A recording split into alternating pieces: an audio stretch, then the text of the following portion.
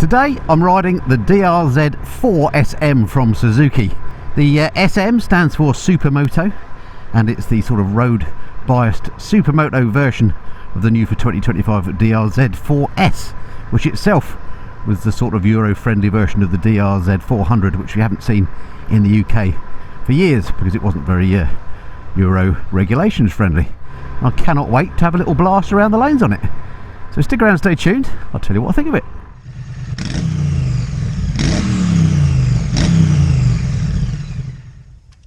Hey kids, it's Mr. Fly here, hope you're well.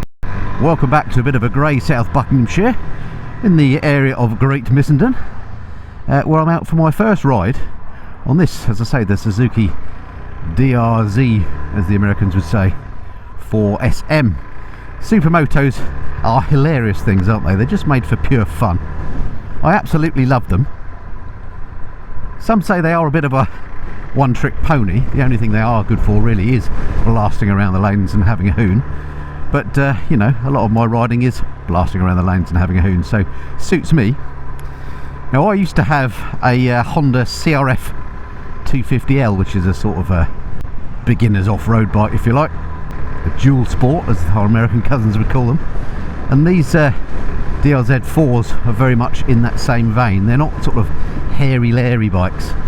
They're more aimed at beginners, and this supermoto variant certainly isn't, you know, the same as a KTM or a Ducati supermoto. It's in a different league. It's much softer than that. So as a first supermoto, it's perfect. And for me, it's probably perfect because when I had my old CRF300L, although I enjoyed riding it on green lanes, I did ride it quite a lot around these very roads and just enjoyed using it as a supermoto. I probably did that more than off-road actually. So perhaps a bike like this would have suited me better. Anyway, the Suzuki, of course, got a bigger engine. I think it's 397cc. We'll go through the specs in the usual way in a minute. And it's a bit of an upgrade on the CRF350, which is just as well because it's quite expensive. Anyway, we'll get onto that later. Whilst I attempt to pass this Peugeot, let me show you over the bike, show you what she looks like. Alrighty, feast your eyes on the DR Z4SM then. And what's the first thing you notice? Well, for me, it's those blue wheels. Aren't they absolutely gorgeous? I think they look absolutely cracking on here. One of the big differences between this and the DR Z4S, the off-road bike, is the size of the wheels. I think these are 17 inches all round, whereas the 4S I think is 21 at the front, 18 at the back. I think it's something like that. But yeah, good looking bike, I think, until you come around the front. The thing I don't like the look of here is that single headlight. I know they're all the rage, these high-tech headlights, but I don't think that looks very nice in there. It would have been better if they just had some sort of bigger lens, I think. That's just a personal thing. I do like the overall style though. I like the big old tradey look, you know, with the big mud guard hanging up there. It won't be any good. There's going to be loads of mud flung up at that exhaust, but it does look cool. The seat on here, razor thin. You can get a low seat for it, which presumably would be even thinner. Very simple looking swing arm on the back, but lightweight no doubt. I do like the high level exhaust, which I didn't talk about actually while I was riding it, but it actually sounds quite good. This mic doesn't pick up engine noise very much, but yeah, I do like the look of that high level exhaust. Overall, I think it ticks all the boxes, well, pretty much all the boxes for looks. It looks like a supermoto should, just don't like that headlight personally, but that's just a very small point. The rest of the bike I think is absolutely spot on. So well done Suzuki on the design and styling. I think it looks an absolute cracker. What do you reckon? This video is sponsored by Bikesure, the UK's largest independent motorcycle insurance broker. Get a quote from Bikesure tailored to your exact needs for your bike, trike, scooter or moped. In fact, they'll insure anything on two wheels, including multi-bike policies. Click on the link below for full details. Okay folks, welcome back to the DR Z4SM, a bike that is just built for fun and built for lanes like this. Now I'm desperate to get past this Peugeot, but I haven't got a clear view ahead, and I'm not yet sure how much poke the bike's got. What I would say is that it does feel pretty good down at the low end. I don't know what they've done to the torque curve on this.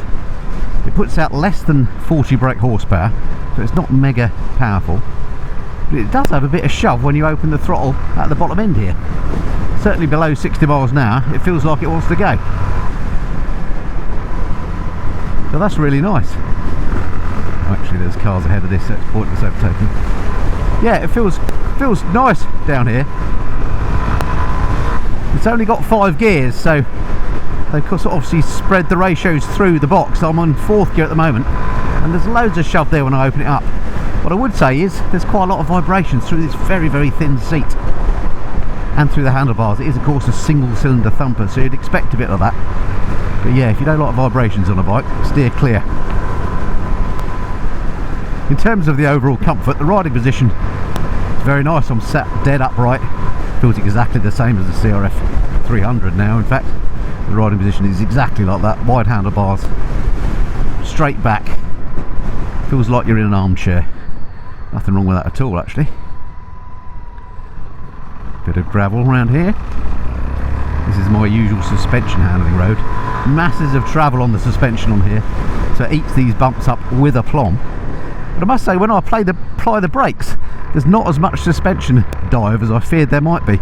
Something that I'm not a fan of. So, although it does eat up these bumps quite nicely, as I say, it doesn't have massive dive at the front end. Oops, state of these roads, which is a good thing. Given the engine was derived from the DR Z400, and they've completely redesigned it for these new models, I'm surprised they didn't give it a 6th gear. But alas, they didn't. Oops, I just noticed I had the indicator on. Probably had it on all that way. Oops. Here's a quick news flash. Did you know that most people watching this channel aren't subscribed? It's absolutely free, takes just a second. Hit that subscribe button below now. It makes a massive difference to the sorts of videos I can bring you. Thank you very much. The dash on here, very simple as you can see, it's just an LCD job. Again, given the price of this bike, you think they might have come up with a colour TFT at least. But no, they've stuck with the basic display. It's perfectly good, just a bit cheapo looking. Right. Let's hope I can come down this road without any traffic and away from my first van of the review. While I'm sat here, look, my feet, I can get on the balls of my feet. I'm 5'8" with a 32-inch leg. It's got quite a high seat height on here. I think it's 780mm. But don't let that put you off, because it's a very narrow waisted bike, and of course it sinks down when you sit on it. So it's fine for me as a relative shorty, albeit I've got relatively long legs. Alright, let's have a little go down here. Yeah, it's nice. Handle's lovely actually. Feels lovely and light as well. Just as a supermoto should be. Wow. Up to 70 miles an hour. They're quicker than I thought. Let's slow it down a bit. Let's not get carried away. Nice. Yeah, it goes really well. Gearbox seems really nice actually, even though it has only got 5 gears. Nice positive changes. Very nice indeed. The other thing that the new bike's got over the old outgoing DR Z400s is new electronics. So it's got riding modes on this now. It has actually got a ride-by-wire throttle, I believe. So it's well updated. Okay, off the rev limiter in first at 30 and then 49 in second.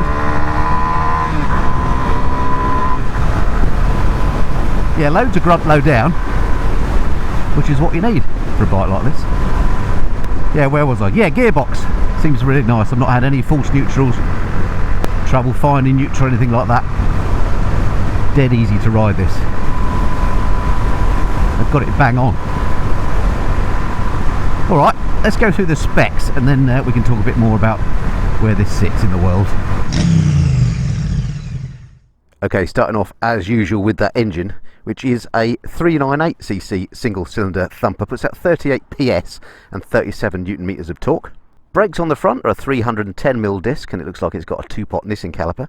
On the rear, a 240mm disc with a single pot Nissin caliper, and the brakes work absolutely fine on here. Quite a light bike, we'll get to that in a minute.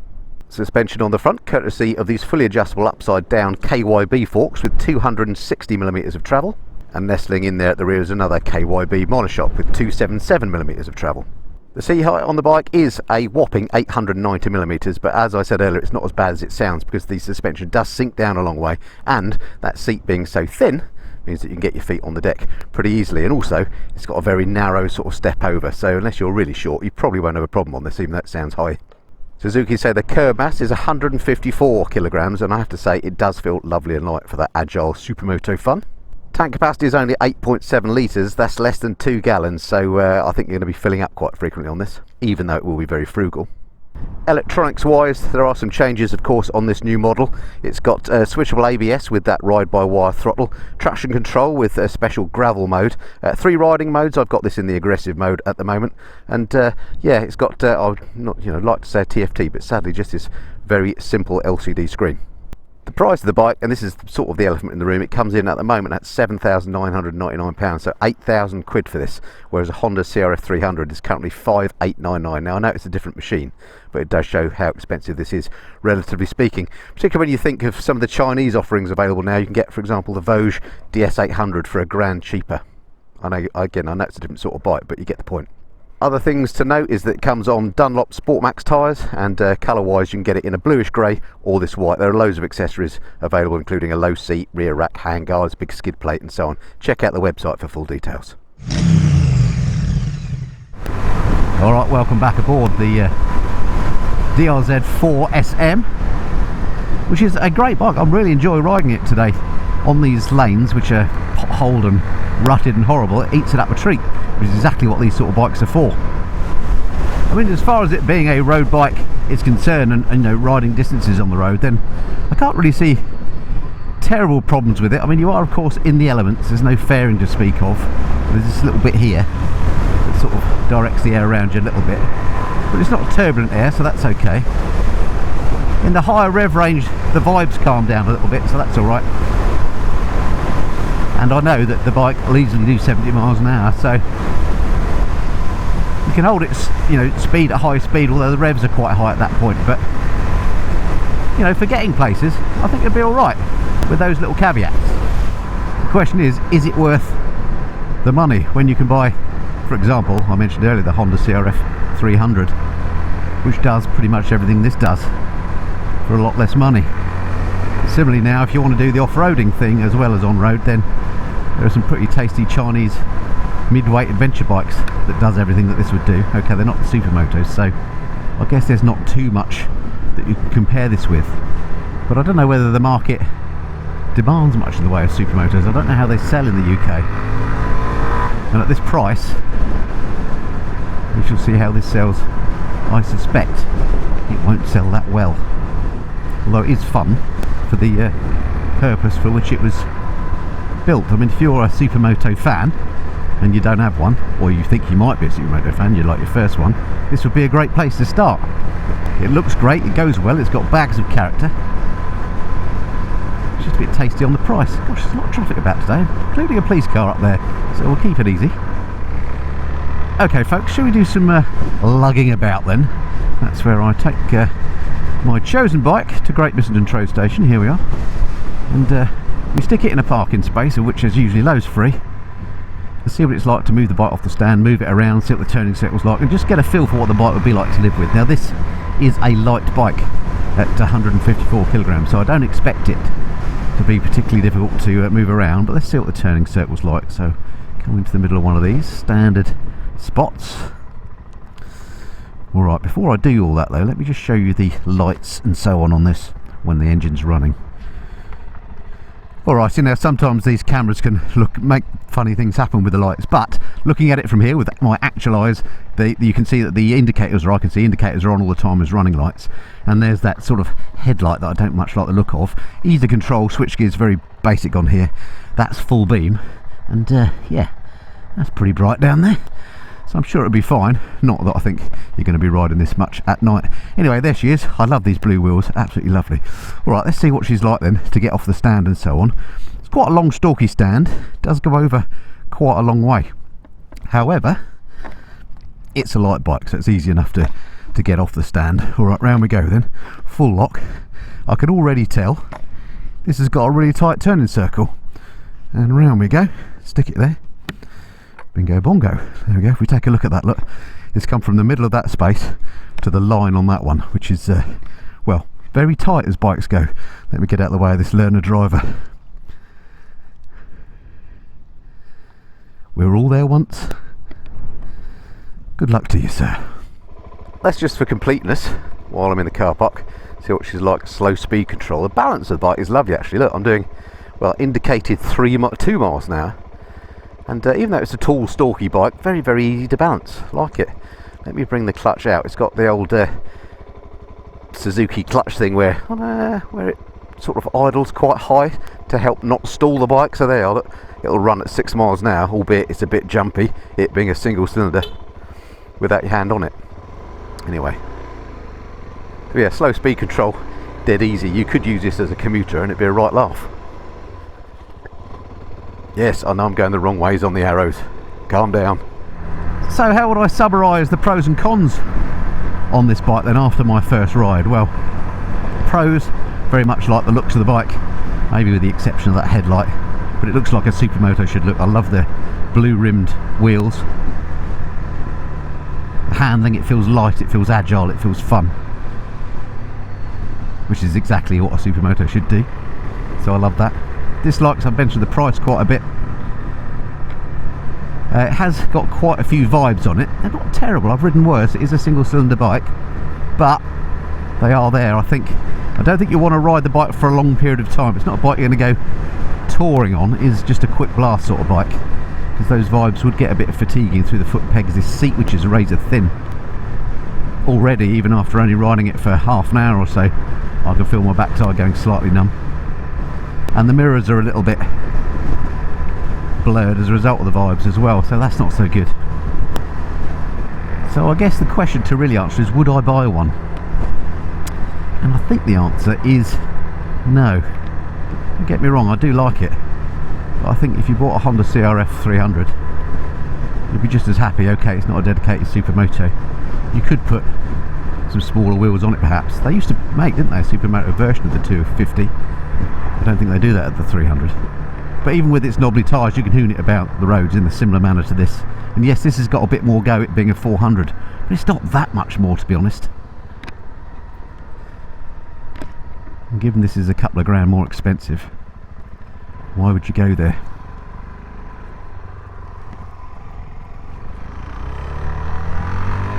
So yeah, I like it, good fun to ride, but I think it's just not enough for the price.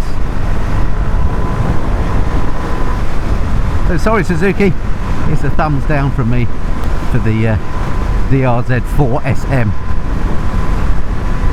But don't just take my word for it. If you're interested in these sort of bikes, go and get yourself a test ride.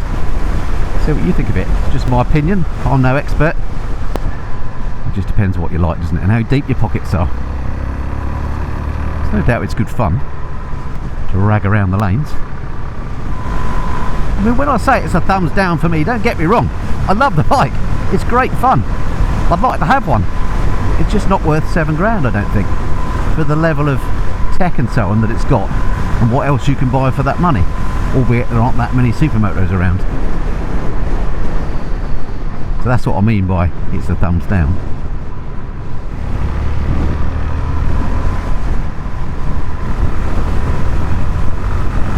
Yeah.